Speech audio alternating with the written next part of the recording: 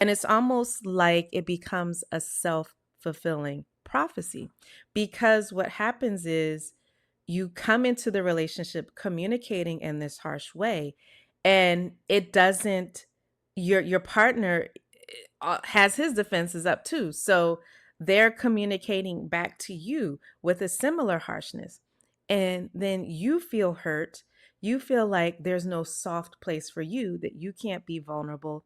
But then when you're not vulnerable, your partner responds to you in a way that is harsher, right? Here's the secret, ladies.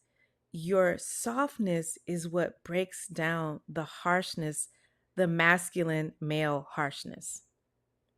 Now, of course, I am not talking about going out into the world completely unprotected, no boundaries, no discernment, not knowing who to trust, not knowing who to talk to. No, I'm not talking about that. But I can't tell you how many men I have worked with or talked to that share their almost their inner hero response that gets triggered when their spouse, when their wife, their spouse, their girlfriend shows more of her vulnerability. It is really, it's almost like it's an unconscious reaction. It's a chemical reaction in some ways, where in order to get more of that protective masculine uh, energy, you have to be able to show a little vulnerability. But that's a bit of a side note, right? Just in general, the soft communication is going to be your gateway to expressing yourself more fully and feeling more heard and understood. Okay. So I kind of went into some of the benefits already. Whenever I talk about a topic and my guests and I talk about a topic, I try to really have you understand the benefits, because I don't want to just tell you, soft communication. You need to understand why. What is the why? What are the benefits? And also what is the science of it?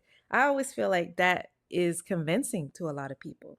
So, soft communication helps to reduce conflict because it minimizes misunderstandings. It's not, again, just that one hammer that you're using. And you can resolve conflicts more peacefully. You know, harsh, direct, and to the point, all the time communication leads to more conflict and more harsh conflict. Another benefit is increased empathy. So you are able, the more you show empathy and compassion, that's again, it's reciprocal. That's what you're going to get back. And that is going to make you feel more connected and bonded to your partner, because you feel like, I'm able to empathize. Find one thing, right? If you're with a person and you can't find something to empathize with, even with your biggest like points of disagreement, then you need to go back to the drawing board, because I absolutely do not recommend sleeping with someone, being so intimate in so many ways with someone, and you can't have empathy for something in their experience or what they're going through. So, empathy goes a long way. Improve cooperation. So, it leads to collaboration. I once did um, a research study. You guys know I love science and research, right? That looked at there's different levels of conflict and resolving conflict. And there is compromise, but what's really more helpful is getting to a place of collaboration.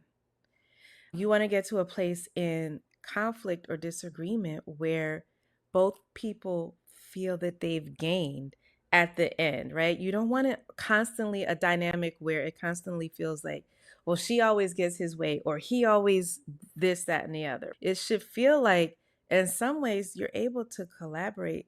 And even if you have to give up some things, right? There's some conflicts and disagreements that two people can't get exactly what they want. Sometimes it's different personality styles.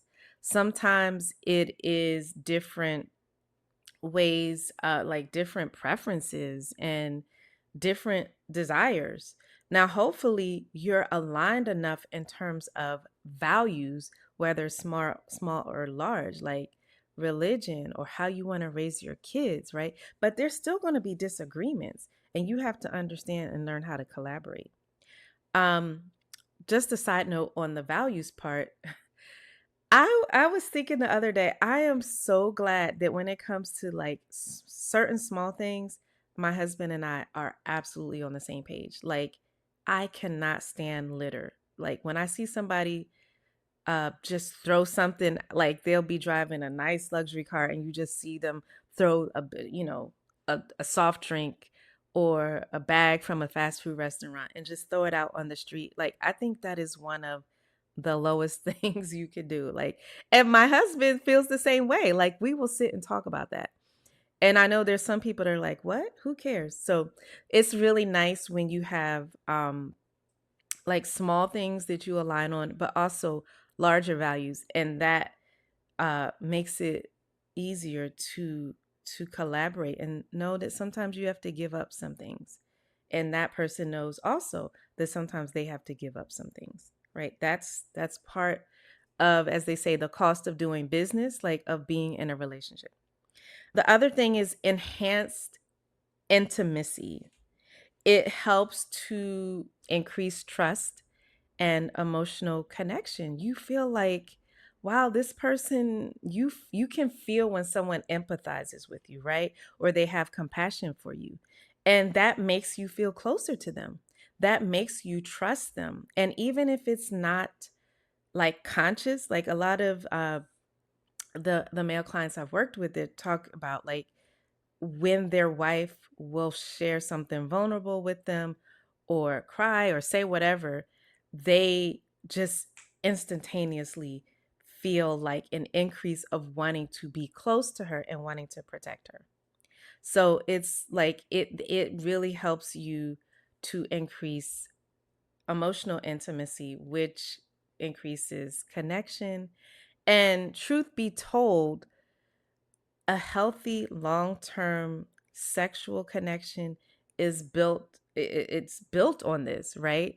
We're going to get into the ins and outs of that in a future episode. I have a guest to talk about, like, what are the components of how sexual intimacy and emotional intimacy go together in a long-term relationship.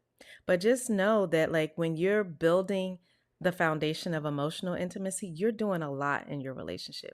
It's like you're making deposits into an account that's only going to grow.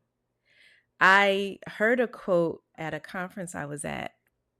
It was actually the podcast summit, and one of the keynote speakers says, so many of us are withdrawing, taking from our future selves in order to pay for the comforts of our current self. So, the future self we might want, think about the future relationship we want. That might be more of like a harmonious relationship where we can communicate. I can get my needs met, that person can get their needs met. We have trust, we can depend on each other. What are those words we always hear? Loyalty. But you've got to make deposits in order to make that happen. If you come through with the hammer all the time, you're literally taking from that future vision of the relationship you want.